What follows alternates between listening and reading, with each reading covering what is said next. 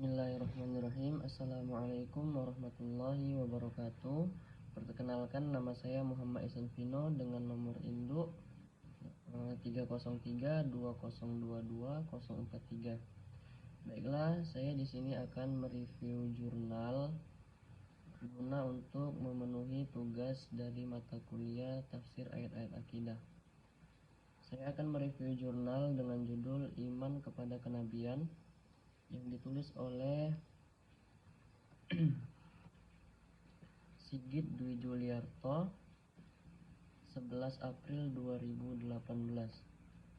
Baiklah, seperti yang kita ketahui, salah satu rukun iman adalah iman kepada Rasul-Rasul Allah. Iman kepada Rasul-Rasul Allah artinya mempercayai dengan sepenuh hati bahwa Allah telah mengutus beberapa hambanya yang soleh sebagai utusan. Kita wajib mengakui kebenaran para rasul. Kita juga wajib percaya bahwa di antara para rasul itu telah menerima kitab dari Allah. Hal ini sesuai dengan firman Allah Subhanahu wa taala dalam Quran surah An-Nisa ayat 136. Kemudian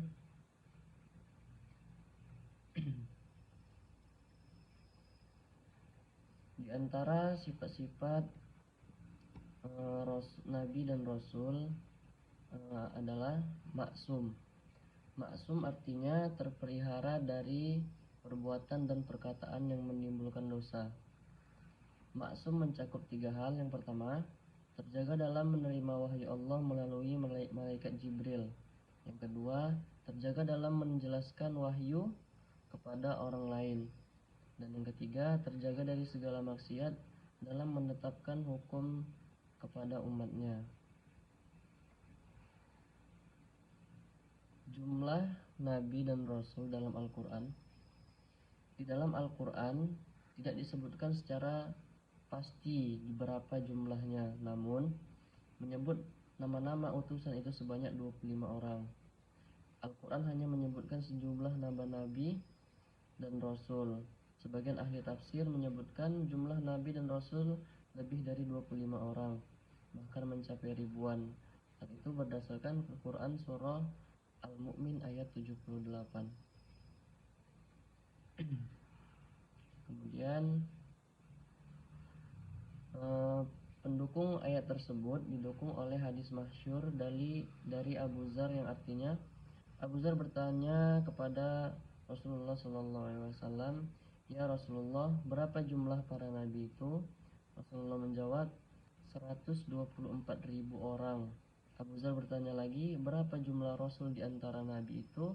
Rasulullah menjawab, 313 orang. Kemudian sifat wajib dan sifat mustahil Rasul. Sifat wajibnya adalah siddiq atau jujur. Yang kedua amanah, tabligh, fatonah. Kemudian ada sifat-sifat mustahilnya, yaitu adalah kizib atau bohong atau dusta.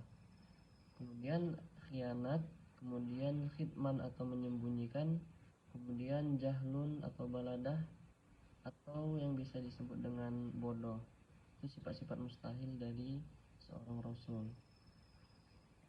Kemudian kita lanjutkan. Tugas-tugas nabi dan rasul di antara lain adalah menegakkan ketauhidan seperti dalam Quran surah Al-Anbiya ayat 25. Kemudian menyeru manusia agar hanya menyembah kepada Allah sahaja di dalam Quran surah An-Nahl ayat 36. Kemudian membawa rahmat di dalam Quran Al-Anbiya ayat 107. Kemudian memberi petunjuk ke jalan yang benar di surah Al-Fatir ayat 24. Kemudian memberi peringatan dan kabar gembira kepada manusia di surah Al-An'am ayat 48. Memberi suri tauladan yang baik di dalam Quran surah Al-Ahzab ayat 21. Kemudian tanda-tanda orang beriman kepada Rasul. Yang pertama adalah mengakui dengan sepenuh hati bahwa Rasul itu benar-benar utusan Allah. Yang kedua, senantiasa mengikuti perintahnya dan menjauhi segala larangannya. senantiasa menegakkan kebenaran dan kejujuran, senang beramar ma'ruf nahi mungkar, dapat menjadi teladan dalam hidup dan uswatun hasanah. Jadi kemudian ada cara-cara beriman kepada Nabi dan Rasul. Yang pertama, tidak membedakan Rasulullah yang satu dengan yang lainnya. Yang kedua, percaya bahwa Rasul itu benar-benar utusan Allah. Yang ketiga, mengikuti segala perintah dan menjauhi segala larangan. Dan yang keempat, tidak mengkultuskan Rasul secara tidak wajar menurut hawa nafsu. Jadi mungkin cukup sekian yang dapat saya paparkan dari jurnal ini. Semoga ada manfaatnya untuk kita semua. Untuk itu akhirul kalam, wassalamualaikum warahmatullahi wabarakatuh.